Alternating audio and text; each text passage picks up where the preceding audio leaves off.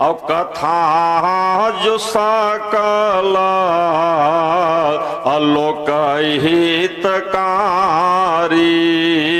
असोई पूछना चाह शैल कुमारी। इन दो चौपाइयों को आप समझिए जरा सा। पहला कारण, प्रथम सो कारण कहूं विचारे और निर्गुण ब्रह्म सगुण बपुधारे। बहुत सरल चौपाई है। ये हमारे आपके काम की बात पार्वती जी ने पूछा है। हाँ, क्योंकि निर्गुण ब्रह्म से आपको कोई लाभ नहीं। वो जो निराकार है उससे कोई लाभ नहीं। लाभ तब होगा जब वो सगुण में आएगा। हाँ, निर्गुण में तो हर जगह विद्यमान है। बोलिए, जैसे ये हवा निर्गुण है, कोई पकड़ में आने वाली नहीं है। हाँ, लेकिन जब तक ये हवा सगुण में नहीं आएगी तब तक हमारा कल्याण नहीं होगा।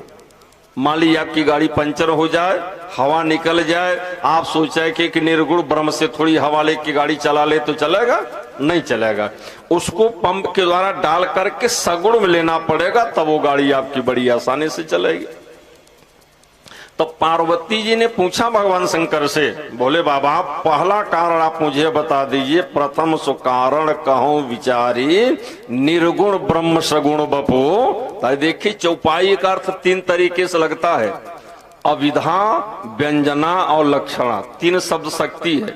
तो इसमें कौन सी शब्द शक्ति बोल रही है? उस शब्द शक्ति के द्वारा ही उस पंक्ति का गंभीरता से अर्थ लगाया जा सकता।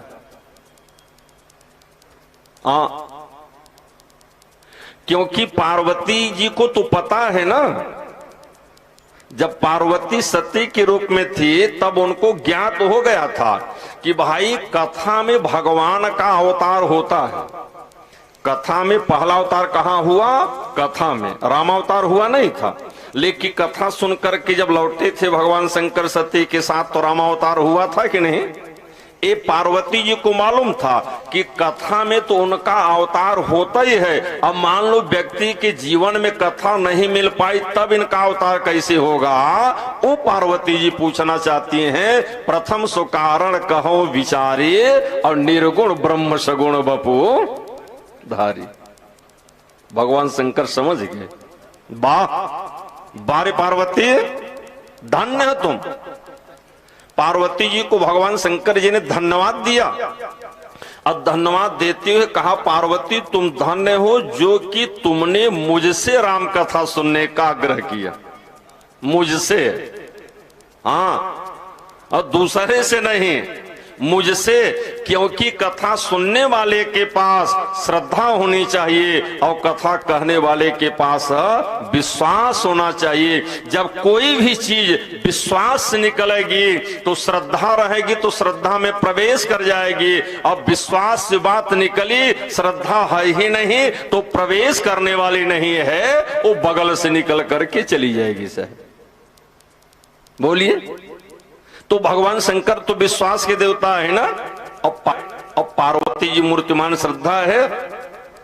तो पहला प्रश्न किया अम्बा पार्वती जी ने, बोले प्रथम सो कारण।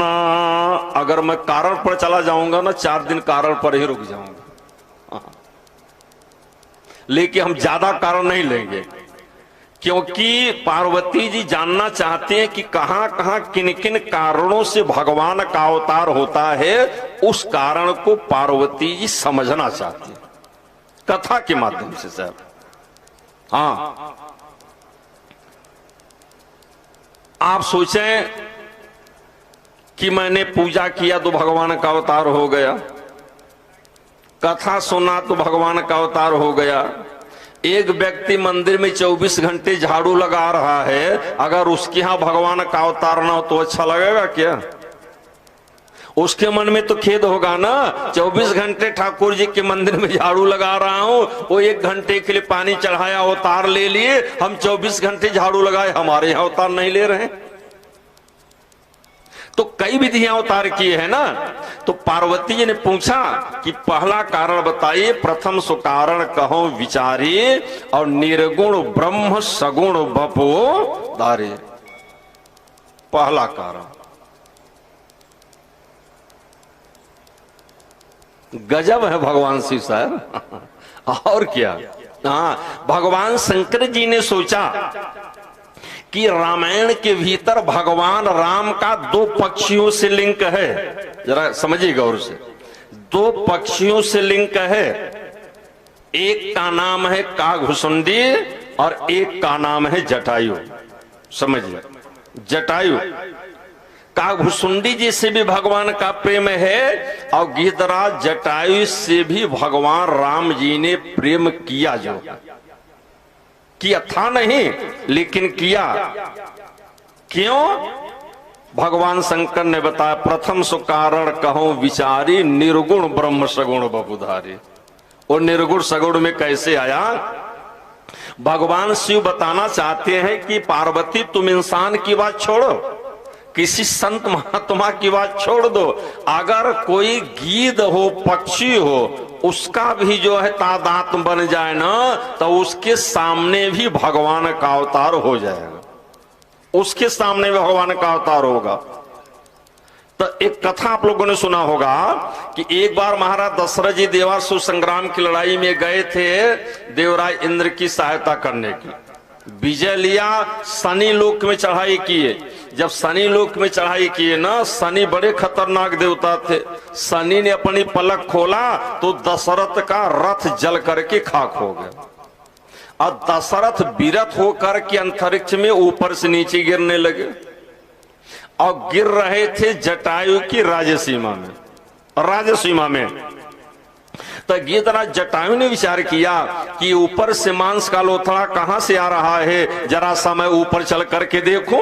तो जब ऊपर उड़ करके गए, देख लिया, अरे ये तो अयोध्या के महाराज दशरथ हैं, जो है दशरथ हैं। और अगर जमीन पर गिरेंगे तो बच पाएंगे नहीं, इतने ऊंचाई से गिरेंगे, नहीं बच पाएंगे। तो गिद्धराज जटायु ऊपर गए, अपने पंखे को फैला दिया और कहा, महाराज आप मेरे पंखे के ऊपर बैठ जाइए और मैं आसानी से नीचे आपको उतारता हूं। देखिए, सहायता किया, मदद किया ना, परोपकार किया ना। तो ऊपर से नीचे लेकर के आए। तब महाराज दशरथ जी ने जटायु से कहा, अरे प्यारे जटायु, आज से हम दोनों मित्र हो गए। पक्षी भी मित्र होता है साहब, और पशु भी मित्र होता है। हित अनहित पशु पक्षी जाना, और मानुष तन गुण ज्ञान बखाना। बोलिए, दोनों मित्र हो गए।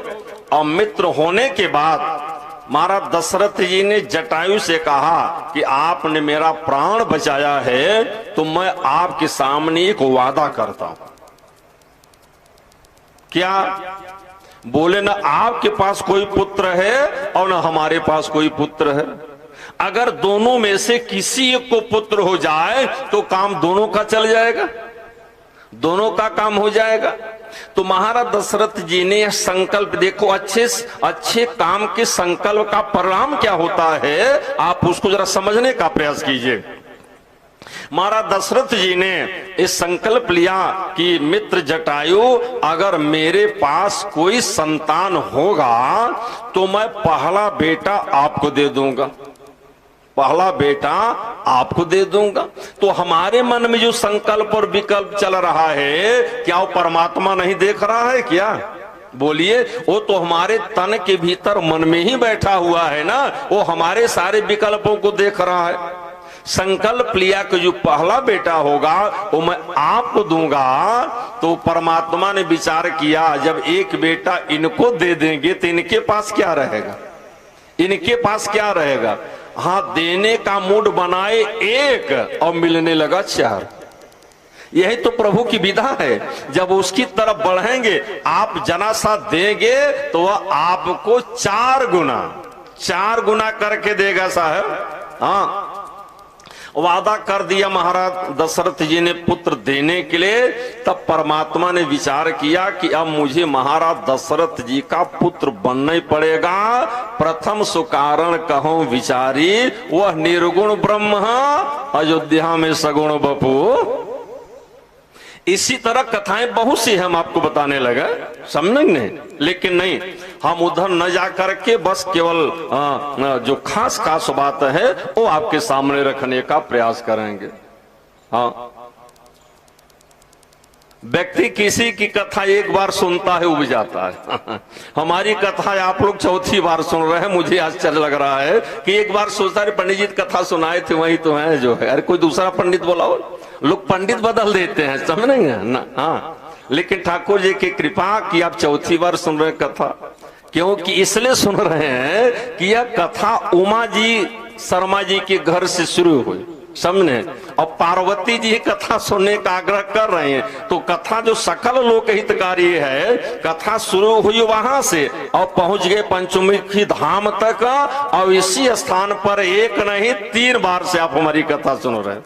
3 बार आप कथा सुन चुके, ये तीसरी बार आप कथा सुन रहे हैं। ये ठाकुर जी की असीम कृपा है, अतन्मयता से आप बैठे हुए कथा सुन रहे हैं। तो आइए, भगवान शंकर ने पार्वती से कहा कि पार्वती, ये जो भगवान के अवतार का कारण है, जो निर्गुण ब्रह्म सगुण में आया, उसका एक कारण नहीं, अनेक। क्योंकि निर्गुण से जब सगुण में आएगा तो उसका जन्म होगा, तभी सगुण में आएगा।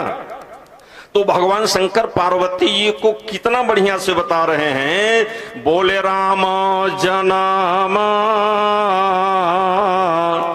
करहे तो अनेका, अपरम विचित्र और एकते एका।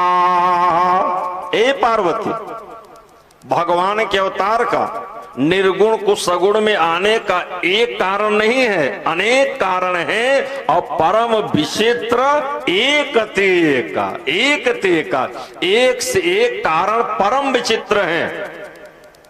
पार्वती जी ने कहा भोले बाबा कुछ कारण तो बताइए, क्योंकि ये कारण की तो जानकारी हमको वही है, और मैं सारे कारणों को जानना चाहती हूं कि उस परमात्मा के अंदर क्या उदारता है। भगवान शंकर ने एक बात और बताया पार्वती जी। पार्वती एक बात पहले और समझ लो, हाँ, तब तुमको कथा अच्छी लगेगी। क्या? तो भगवान शिव बता रहे हैं कि पहले राम जी का स्वभाव समझ लो। स्वभाव, पार्वती जी ने कहा स्वभाव तो बड़ा गजब था उनका जो है। मैं गई थी परीक्षा लेने के लिए, हमको प्रणाम कर रहे थे। ऐसा सरल स्वभाव वाला दुनिया में कोई मिलेगा साहब? बोलिए, कोई आपके घर में चोरी करने आवे, आप बक्सा खोल करके सामान पहले से रखे रहो तो चोर तो और खुश होगा ना। बहुत बढ़िया व्यक्ति है भाई, तो बड़ा सज्जन मालूम पड़ा है, कुछ कहना नहीं पड़ा, सारा गाना निकाल के खुद ही दे रहा है। पार्वती जी ने कहा भोले बाबा उनके स्वभाव का मुझे पता है, मैं गई थी परीक्षा लेने के लिए और मुझे हाथ जोड़ के प्रणाम किए थे। तो भगवान शंकर पार्वती जी को बता रहे, पार्वती बोले उमा रामा स्वभाव जेहि जाना, अवताही भजन तजी भावन आना, अवताही भजन तजी भावन आना। ए पार्वती, जिसने भगवान के स्वभाव को जान लिया, प्रभाव नहीं, महत्व स्वभाव का है। दुनिया वाले अपना प्रभाव दिखाना चाहते हैं, प्रभाव जनाना चाहते हैं, लेकिन भगवान प्रभाव नहीं, भगवान अपना स्वभाव दिखाना चाहते हैं, स्वभाव दिखाना चाहते हैं। इतना सरल उनका स्वभाव है ना, कितना सरल है। बोले एक बार मैं काबू सुन्नी जी की कहा कथा सुनने के लिए गया, वो भी स्वाभाविक विषय में बता रहे थे। बोले वो क्या कहे थे? काबू सुन्नी जी क्या बताए थे तो काभुसुंडी जी ने गरुड़ जी से बताया था कथा में, बोले अस स्वभाव। अब दोनों के स्वभाव में कहने मंत्र बताने, भगवान शंकर ने कहा उमा राम स्वभाव जी जाना। अब काभुसुंडी जी क्या कर रहे हैं, बोले अस स्वभाव कहूं सुने न देख्यो, और कहीं खगेश रघुपति समले क्यों। अरे गरुड़ जी, ऐसा स्वभाव दुनिया में न तो मैंने किसी का देखा और न तो किसी का मैंने सुना। तो कैसा स्वभाव है भगवान का जी? तो भगवान शंकर बता रहे, पार्वती भगवान के अवतार लेने में 3 लोगों ने तपस्या किया और रावण को पैदा कराने में 3 लोगों ने श्राप दिया। और महत्व दोनों का, हाँ, के लिए 3 लोगों ने तप किया, 3 लोगों ने, हाँ, और रावण को धराधाम में लाने के लिए 3 लोगों ने श्राप दिया। तो श्राप में जाता क्या है? जब किसी व्यक्ति को आप श्राप देंगे तो जो आपके पास उपासना है वही तो छीड़ होगी, और उपासना होगी तभी श्राप लगेगा। अगर आपके पास उपासना है ने लाख श्राप देते रहो, देखो किसी को श्राप लगने वाला है ना। जब कुछ आपके पास है ही नहीं तो श्राप लगेगा कैसे जी? तो आप याद रखिए, हमेशा इस धराधाम में रावण आता है तब राम आते हैं। हमेशा इस धराधाम में पहले कंस आता है तब। अब देखिए राशि दोनों की एक है, वो चाहे हम द्वापर में देखें और चाहे त्रेता में देखें, रावण और राम और कृष्ण और कंस, दोनों के आद्य नाम का अक्षर क से है और यहां र से लगा हुआ है। हाँ, तो भगवान शंकर बता रहे हैं पार्वती, भगवान के जन्म का अवतार का एक कारण है, अनेक कारण है। बताइए। भगवान शंकर बोले मैं ज्यादा नहीं बता पाऊंगा। अरे कुछ तो बताएंगे।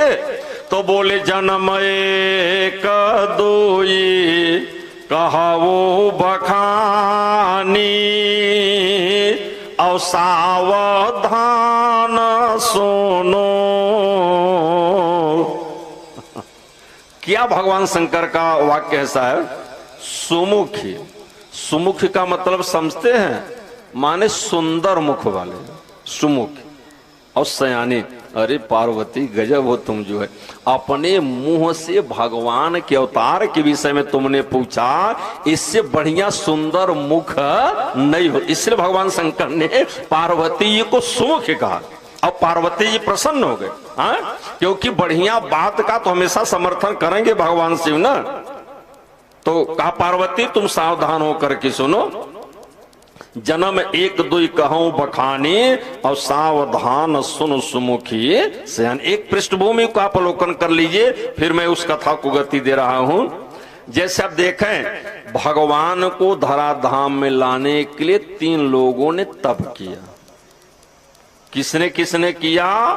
मनु और शत्रुपा ने, कश्यप और अदिति ने, और दशरथ और कौशल्या ने। 3 एक व्यक्ति के तप से भगवान नहीं है, 3 लोगों का तप लग गया सा है।